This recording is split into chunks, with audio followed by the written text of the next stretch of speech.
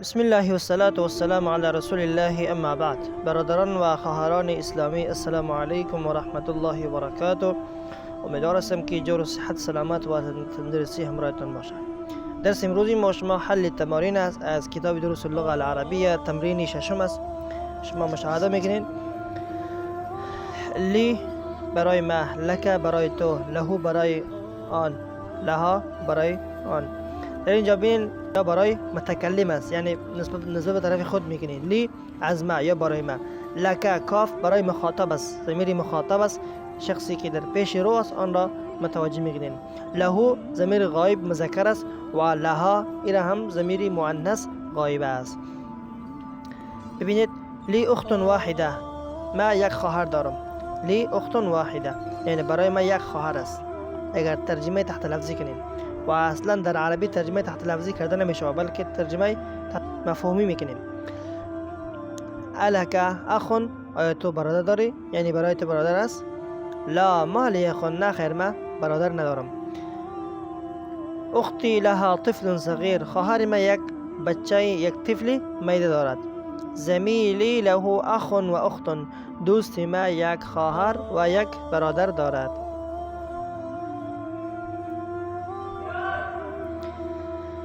انتقال میکنیم به صفحه بعدی. همچنان نقول که ما میگوییم عندي کتاب، نزد ما کتاب است. و نقول و ما میگوییم لی اخ، ما یک برادر دارم. لی اخ، ما برادر دارم. لا نقول، و این قسم ما نمیگوییم عندي اخ، نزد ما برادر است.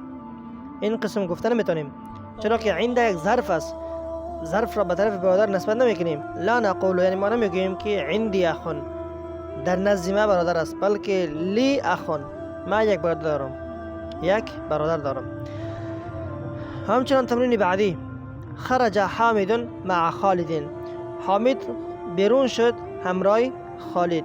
در اینجا مع همراه یک چیز بودن را، مع به معنای همراه می آید. همراه یعنی ذهبت مع زمیلی، رفتم به همراه دوستم.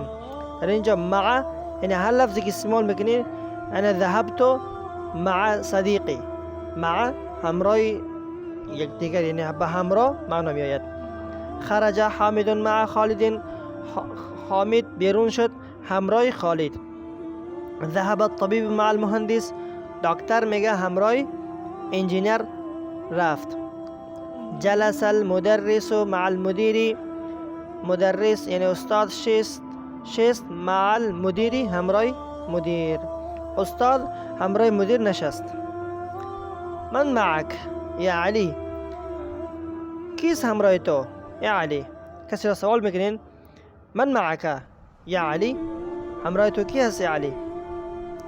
معی زمیلی، همراه ما دوستم است. آمینه تو معها زوجها، آمینه همراه آن شوهرش است. تمرین بعدی. خرج ابی من البیت، بیرون شد پدرم از خانه. من خرج معه، همراه او کی بیرون شد؟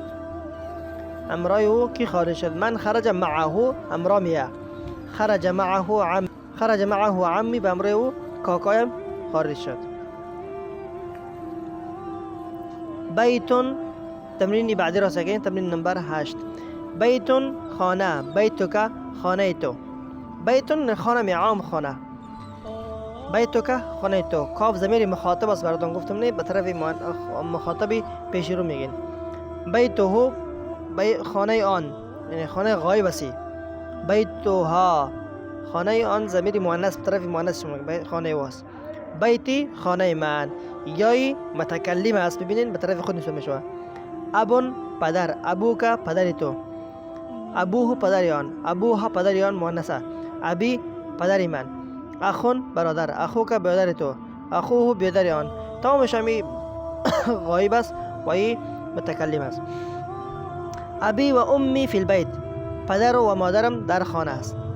این ابوک یا حامد، پدر تو کجاست ای حامد؟ ذهب الى السوق، رفت طرف بازار. اخوک طبیب،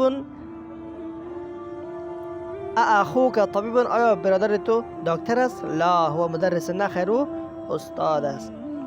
زینب فی الریاض، زینب در ریاض است. اخوها فی الطائف، برادر او در طائف است. اخوها آمده چرا که راجع به طرفی زینب است، مؤنث.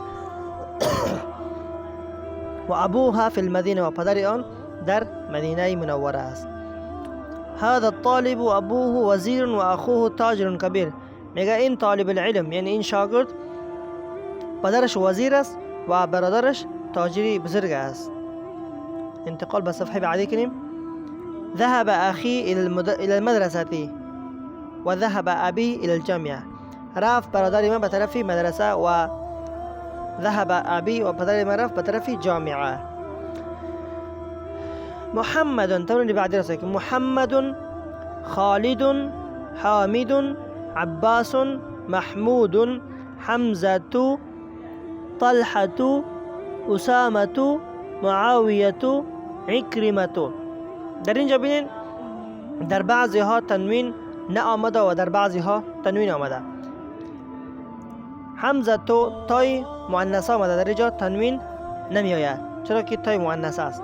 طلحه همچنان، اسامه و محمد خالد اینها مذکر است. ببینید در اینجا ها تنوین آمده. محمد خالد. و همین تنوین در پایان میگه شما غور فی اقرأ المثال، اقرأ الاسماء الآتیه واضبط اواخرها. آلی در این مثال بعدی، در این تمرین بعدی میگم جمله که شما بالا خواندین این را حل میکنید. اقرأ الاسماء، بخوان میگه این نامه ها را، واضبط اواخرها و اعراب بزنین در آخرشان، اعراب های آخرش را ضبط کنین. میگه خالدون، خالدون میخوانیم چرا که مذکر است. خالدون تنوین میگه. حمزه عمار انس معاویه حامد اسامه عکرمه عباس محمد طلحه. الكلمات الجديدة، كلمة هاي نو. الزميل دوست، الزوج شوهر، واحد یک، فتى نوجوان، مع همراه، الطفل بچه، الكويت كويت، اللغة زبان.